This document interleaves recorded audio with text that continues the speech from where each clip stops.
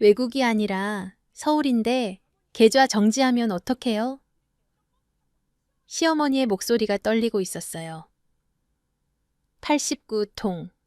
하룻밤 사이에 걸려온 시댁 전화 숫자예요. 그런데 저는 전화를 한 통도 받지 않았죠.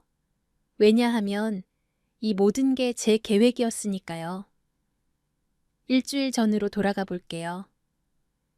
수진아, 너 이번 주말에 시간 있지? 남편 재민이 조심스럽게 물었어요. 결혼 8년 차인 저희는 아이가 없었고, 그래서 시댁 식구들과의 관계가 늘 조심스러웠죠. 응, 왜? 저는 설거지를 하며 대답했어요. 형수님, 아들이 이번에 결혼을 하거든. 어머니가 우리도 꼭 오라고 하셔서.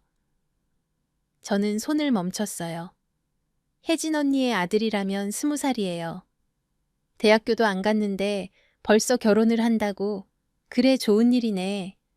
근데 혼수는 어떻게 준비한대? 제가 물었어요. 그게 재민이 말끝을 흐렸어요. 어머니가 우리한테 부탁이 있으시대. 그 말에 제 심장이 철렁했어요. 시어머니의 부탁은 언제나 제 통장을 열게 만드는 마법의 주문이었거든요. 얼마? 제가 직설적으로 물었어요. 3천만 원. 재민이 작은 목소리로 말했어요. 저는 수세미를 싱크대에 던졌어요. 3천만 원을 왜 우리가 내는데? 형수님이 혼자 아들 키우느라 힘들었잖아. 그리고 어머니가 손주 결혼식인데 보태주고 싶으신가 봐. 근데 어머니가 직접 내시면 형수님 자존심 상할까 봐. 저는 웃음이 나왔어요. 그래서 우리 돈으로 체면을 살리시겠다는 거네. 수진아, 제발 한 번만 도와주자. 내가 다음 달에 성과급 나오면 바로 넣을게. 재민이 제 손을 잡았어요. 저는 한숨을 쉬었어요. 이번이 처음이 아니었으니까요. 결혼식은 강남에 있는 5성급 호텔에서 열렸어요. 저는 백화점에서 산 150만 원짜리 원피스를 입고 갔죠. 화이트 골드 목걸이도 했어요. 시댁 식구들 앞에서 초라해 보이기 싫었거든요. 수진아 왔구나. 시어머니가 저를 보고 반갑게 맞아주셨어요. 어머니, 오늘 정말 좋은 날이네요. 예, 제가 웃으며 말했어요. 그런데 뭔가 이상했어요. 시어머니는 저를 입구 쪽으로 안내하셨어요. 여기 이 7번 테이블이야, 너희 자리. 저는 테이블 배치도를 봤어요. 이 7은 거의 출입구 옆이었어요. 화장실 가는 길목이었죠. 어머니, 여기가 저희 자리예요. 그래, 자리가 부족해서 어쩔 수 없어. 친척들이 많이 왔거든. 저는 안쪽을 봤어요. VIP 테이블. 에이, 이래는 시어머니와 혜진 언니. 그리고 언니의 친정 식구들이 앉아 있었어요. 어머니는 저기 앉으세요. 당연하지. 나는 신랑 할머니잖아. 그리고 혜진이네 친정 식구들도 멀리서 왔으니까. 저는 입술을 깨물었어요. 3천만 원을 낸 사람은 구석자리에 앉고 돈 한 푼 안 낸 사람들은 VIP 테이블이라니. 재민이 제 손을 꼭 잡았어요. 그냥 참자. 오늘 하루만. 저는 아무 말도 하지 않았어요. 식은 시작됐어요. 사회자가 마이크를 잡았어요. 신랑 측 가족분들을 소개하겠습니다. 먼저 신랑의 할머니 박금순 여사님. 시어머니가 무대로 올라가셨어요. 하객들이 박수를 쳤죠. 그리고 신랑의 어머니 강혜진 여사님. 혜진 언니도 올라갔어요. 저는 기다렸어요. 제 차례가 올 거라고 생각했어요. 저도 신랑의 숙모잖아요. 그런데 사회자는 그냥 다음으로 넘어갔어요. 그럼 이제 신부 측 가족분들을 소개하겠습니다. 저는 재민을 봤어요. 왜 나는 소개 안 해? 글쎄, 아마 시간이 부족해서 그런가 봐. 재민이 변명했어요. 시간이 부족해서 신랑 친구 5명은 다 소개하면서 제 목소리가 커졌어요. 옆 테이블 사람들이 저를 쳐다봤죠. 식사 시간이 됐어요. 저는 음식을 먹을 수가 없었어요. 속이 부글부글 끓었거든요. 그때 혜진 언니가 저희 테이블로 왔어요. 수진아, 오늘 와줘서 고마워. 네, 언니. 축하드려요. 저는 억지로 웃었어요. 그리고 그거 있잖아. 어머니한테 들었어. 네가 혼수 준비 도와줬다며 3천. 언니는 목소리를 낮췄어요. 하지만 충분히 주변 사람들이 들을 수 있는 크기였죠. 네, 저는 불편했어요. 우리 애 결혼시키는 거 나도 돈이 엄청 들었거든. 근데 네가 도와줘서 정말 다행이야. 동서지간에 일해야지. 혜진 언니는 제 어깨를 두드리고 갔어요. 저는 화가 치밀었어요. 마치 제가 도와준 것처럼 말하는 게요. 제가 선택한 게 아니라 떠밀린 건데, 게다가 주변 사람들이 저를 쳐다보고 수근거리는 게 느껴졌어요. 저 사람이 3천만 원 냈대. 어머, 동서가 그렇게나. 그럼 그렇지. 애가 없으니까 돈은 많겠지. 식이 끝나고 저는 화장실에 갔어요. 거울을 보며 화장을 고치는데 혜진 언니와 시어머니가 들어오셨어요. 저는 칸막이 안에 있었고 그들은 제가 있는 줄 몰랐어요. 어머니, 오늘 정말 수고 많으셨어요. 혜진 언니가 말했어요. 아이고, 무슨 손주 결혼식인데. 그나저나 수진이가 돈을 줘서 다행이야. 안 그랬으면 우리 어떡할 뻔했어. 시어머니의 목소리였어요. 그러게요. 근데 어머니, 제 둘째 딸도 내년에 결혼하잖아요. 그때도 수진이한테 부탁해야지. 어차피 쟤는 애도 없고 돈만 모으잖아. 가족 행사에 좀 쓰는 게 뭐 어때?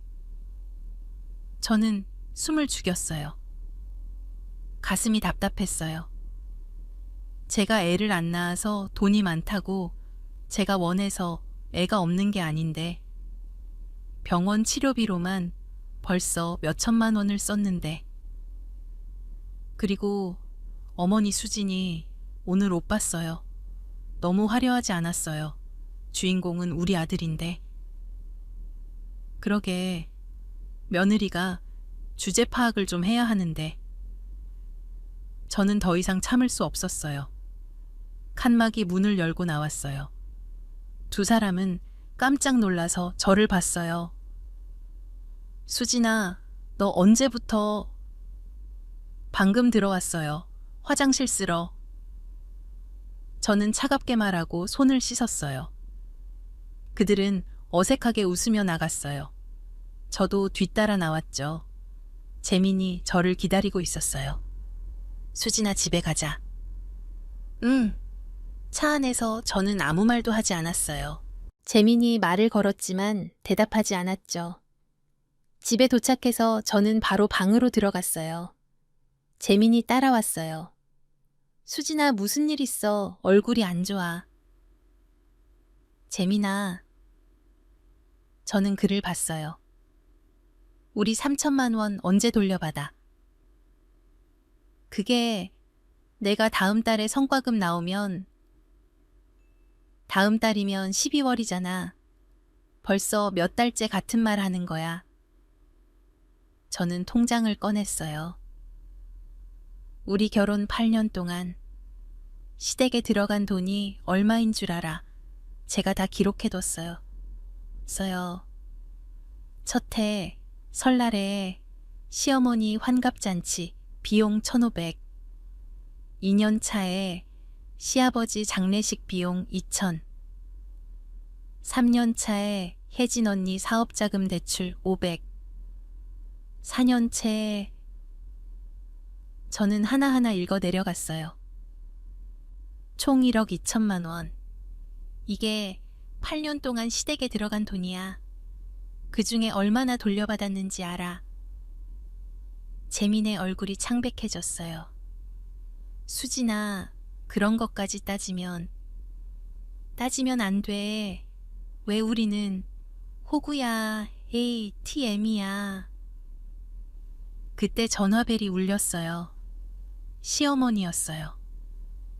저는 받지 않았어요. 또 울렸어요. 이번엔 혜진 언니였어요. 저는 그것도 받지 않았죠. 다음 날 아침 시어머니가 다시 전화하셨어요. 이번엔 재민이 받았어요. 네, 어머니. 네, 뭐라고요? 재민의 얼굴이 굳었어요. 어머니, 그게 무슨 말씀이세요? 전화를 끊고 재민이 저를 봤어요. 어머니가 그러시는데 혜진 누나 둘째 딸이 3개월 후에 결혼한대. 그래서 우리한테 또 돈 내라고. 제가 끊어서 말했어요. 얼마? 이번엔 2천만 원. 저는 웃음이 나왔어요. 허탈한 웃음이었죠. 재민아, 나 이제 못 참아. 정말 못 참아. 수진아, 진정해. 내가 어머니한테 말씀드릴게. 이번엔 우리 형편이 안 된다고.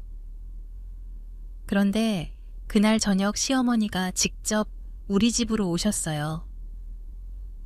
수진아, 내가 너한테 부탁이 있어서 왔다. 어머니 앉으세요. 무슨 부탁이신데요? 혜진이 둘째 딸 결혼하는 거 알지? 사실 혜진이가 지금 가게가 안 좋아서 돈이 없어. 그래서 내가 도와주고 싶은데 나도 돈이 없거든. 그래서 너희한테. 어머니, 저희도 힘들어요. 이번 달에 차 할부금도 밀렸고 집 관리비도. 수진아, 너 지금 나한테 거짓말하는 거야. 시어머니의 얼굴이 변했어요. 너희 월급 얼마인지 내가 다 알아. 너 회사에서 받는 거 400 넘잖아. 재민이도 300반 넘고. 저는 기가 막혔어요. 어머니, 월급이 많다고 다 쓸 수 있는 게 아니에요. 저도 노후 준비해야 하고. 노후, 너 지금 몇 살인데 벌써 노후 생각해. 가족이 급한데. 어머니 가족이면 다예요. 제 인생은요, 제 노후는요. 제 목소리가 높아졌어요. 야, 네가 지금 누구한테 큰 소리야. 시어머니도 소리를 높이셨어요. 나는 내 시어머니야. 네가 우리 집안에 시집온 이상 우리 가족 일에 도움을 주는 게 당연한 거 아냐. 그럼 언니는요? 언니는 왜 돈을 안 내요? 언니 딸 결혼식인데. 혜진이는 지금 힘들다고 했잖아. 저도 힘들어요. 저도 8년 동안 시댁에 1억 넘게 썼어요. 어머니는 그거 아세요? 시어머니는 잠시 말이 없으셨어요. 그러다가 냉정하게 말씀하셨어요. 수진아, 너 지금 그게 따질 일이야. 가족한테 해준 거 일일이 기억하고 있어. 어머니도 제가 해준 거 기억 안 하시잖아요. 매번 더 달라고만 하시고. 시어머니는 일어나셨어요. 좋아, 알았어. 너 같은 며느리는 처음 봤다. 이렇게 차가운 사람인 줄 몰랐어. 재민아, 너는 뭐 하고 있어? 내 마누라 좀 말려. 재민은 당황해하며 저와 어머니 사이에서 눈치만 봤어요. 시어머니는 문을 쾅 닫고 나가셨어요. 저는 그 자리에 주저앉았어요. 재민이 다가왔어요. 수진아, 너 왜 그래? 어머니한테 그렇게까지 말해야 했어. 그렇게까지 나는 잘못한 게 없어. 내가 왜 계속 돈만 내야 해? 그날 밤부터 전화가 오기 시작했어요. 시어머니, 혜진 언니, 재민의 사촌들까지. 모두 저한테 가족을 생각하라. 며느리 도리를 하라는 말을 했어요. 저는 전화를 받지 않았어요. 다음 날 저는 결심했어요. 이제 그만할 때가 됐다고. 저는 엑셀 파일을 열었어요. 지난 8년 동안의 모든 거래 내역이 정리되어 있었어요. 시댁에 빌려준 돈 준 돈 모두 다요. 저는 내용 증명을 작성했어요. 강혜진 귀하 2019년 3월 15일 대여한 500만 원 2021년 6월 1 대여한 1000만 원 2023년 10월 10일 대여한 3000만 원 총 4,500만 원을 한 달 이내에 반환해 주시기 바랍니다. 저는 이걸 혜진 언니 집으로 보냈어요. 그리고 시어머니한테도 문자를 보냈어요. 어머니, 그동안 빌려드린 돈과 명목상 도움이라고 하셨지만 실제로는 제가 부담한 가족 행사 비용을 정산하고 싶습니다. 총 7,600만 원입니다. 이자는 받지 않을 테니 원금만 돌려주세요. 전화가 미친 듯이 울렸어요. 하지만 저는 받지 않았어요. 문자만 확인했죠. 시어머니, 너 지금 정신이 있는 거야? 혜진 언니. 수진아, 우리가 언제 빌렸어? 그건 가족끼리 도와준 거잖아. 재민, 수진아, 제발 좀 진정해. 집에 와서 얘기하자. 저는 답장하지 않았어요. 대신 변호사 사무실에 전화했어요. 내 가족 간 금전 거래 관련 상담을 받고 싶은데요. 그날 저녁 재민이 집에 왔어요. 얼굴이 피곤해 보였어요. 수진아, 대체 무슨 짓을 한 거야? 어머니가 울고 계셔. 형수님도 너 때문에 잠을 못 잤대.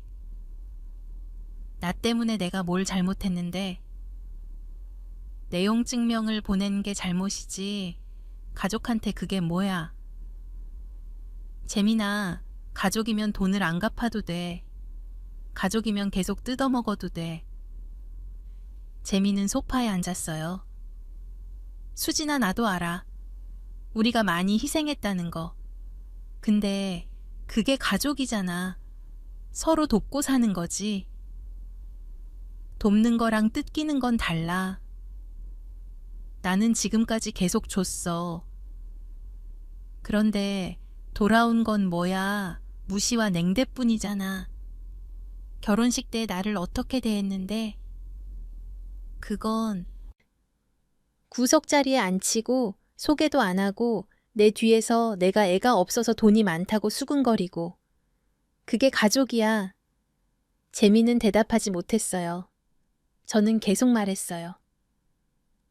재민아, 나는 이제 못 참아. 정말로. 만약 이번에도 네가 그쪽 편이면 나 혼자 살 거야. 재민의 눈이 커졌어요. 수진아, 그게 무슨 말이야. 이혼하자는 거야.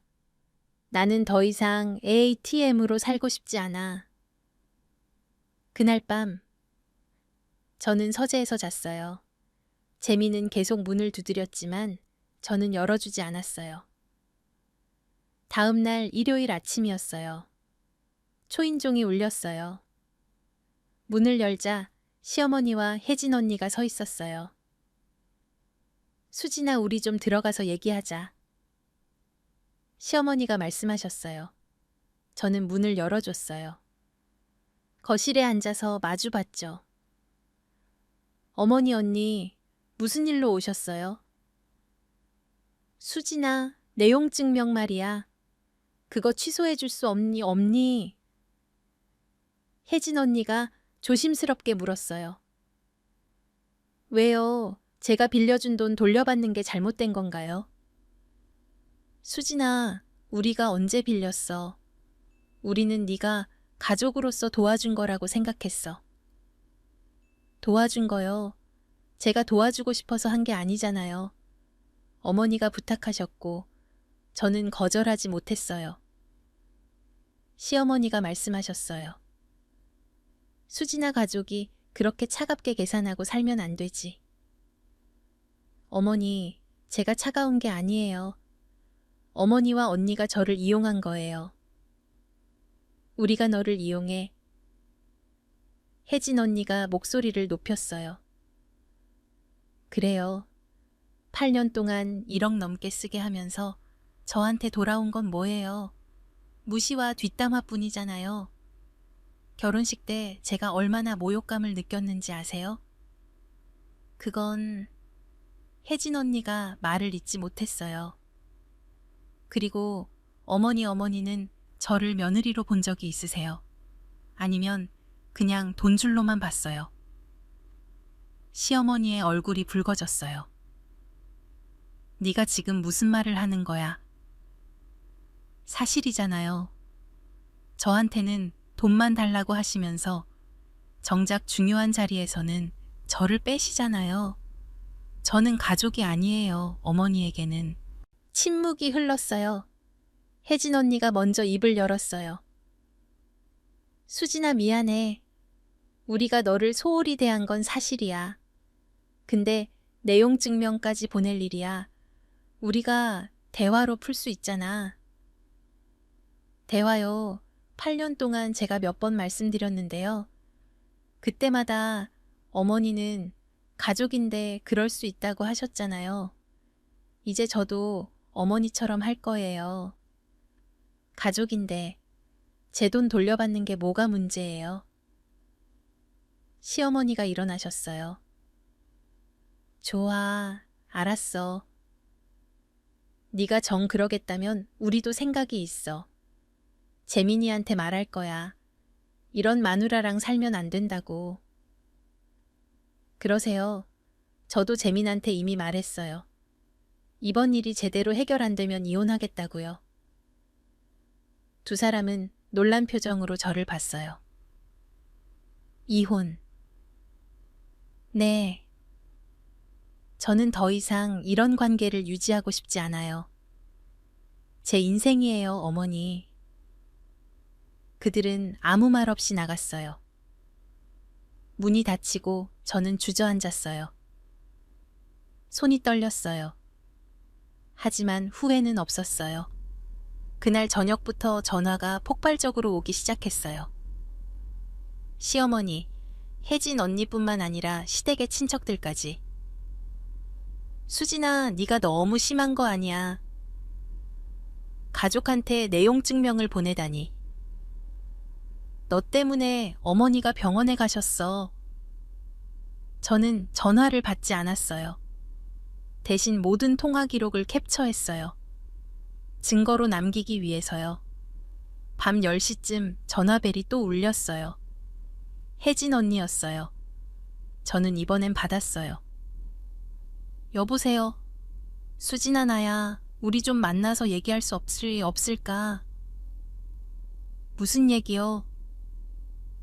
돈 얘기. 내가 갚을게. 근데 지금 당장은 어려워. 3개월만 시간을 줄 수 없니? 언니, 제가 8년을 기다렸어요. 이제 더 기다릴 수 없어요. 수진아, 제발. 나도 사정이 있어. 가게가 정말 안 좋아서 그건 제 문제가 아니에요. 언니가 해결하셔야죠. 너 정말 냉정하구나. 혜진 언니의 목소리가 떨렸어요.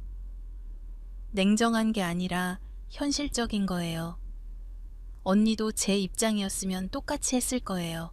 전화를 끊고 저는 다시 통화 기록을 정리했어요. 그런데 핸드폰을 보니까 89통이었어요. 하루 만에 89통의 전화가 온 거예요. 저는 재민에게 문자를 보냈어요.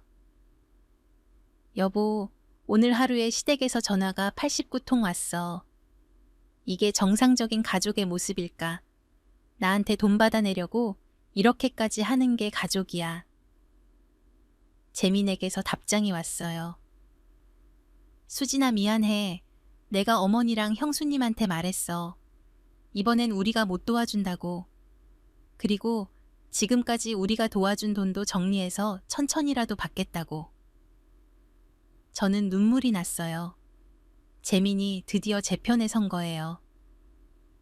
여보, 고마워. 수진아, 미안해. 내가 너무 늦게 정신을 차렸어. 너한테 미안해. 그날 밤 재민이 집에 왔어요. 저를 꼭 안았어요. 수진아, 우리 다시 시작하자. 이번엔 우리 둘만의 삶을 살자. 저는 그의 품에서 울었어요. 8년 만에 처음으로 안정감을 느꼈어요. 다음 날 혜진 언니에게서 문자가 왔어요. 수진아, 내가 잘못했어. 돈은 3개월 안에 갚을게. 조금씩이라도. 그리고 지금까지 너를 무시한 거 정말 미안해. 저는 답장했어요. 언니 3개월 안에 전액이 어려우면 분할로 해도 돼요. 대신 각서를 써주세요. 그리고 앞으로는 우리 부부의 삶에 간섭하지 말아주세요. 시어머니에게서도 전화가 왔어요. 이번엔 재민이 받았어요. 어머니, 네. 알겠습니다. 저희도 생각이 있습니다. 앞으로는 명절 빼고는 찾아뵙지 않겠습니다. 그리고 경제적인 도움은 더 이상 드릴 수 없습니다. 전화를 끊고 재민이 저를 봤어요. 이제 끝났어. 이제 우리 인생 살자. 저는 고개를 끄덕였어요. 그로부터 한 달 후 혜진 언니가 첫 번째 분할금을 보내왔어요. 500만 원이었어요. 그리고 각서도 함께요. 저는 그걸 보며 미소 지었어요. 드디어 제대로 된 관계가 시작된 거예요. 시어머니는 더 이상 저에게 돈을 요구하지 않으셨어요. 대신 명절 때 만나면 어색하게 웃으시며 인사만 하셨죠. 그게 더 편했어요. 어제 재민이 물었어요. 수진아, 후회 안 해? 그때 그렇게까지 할 필요가 있었나? 저는 그를 봤어요. 여보, 나는 후회 안 해. 오히려 그때 그러지 않았으면 우리는 평생 이용당했을 거야. 89통의 전화 기억나? 그게 그들의 진심이었어. 돈이 없어지니까 그렇게 난리를 친 거잖아. 재민이 고개를 끄덕였어요. 그러게, 나도 그때 깨달았어. 우리가 정말 가족이었다면 돈 때문에 89통씩 전화하지 않았을 거야. 저는 창밖을 봤어요. 이제 우리는 자유로워요. 더 이상 시댁의 ATM이 아니에요. 우리 자신의 삶을 사는 독립적인 부부예요.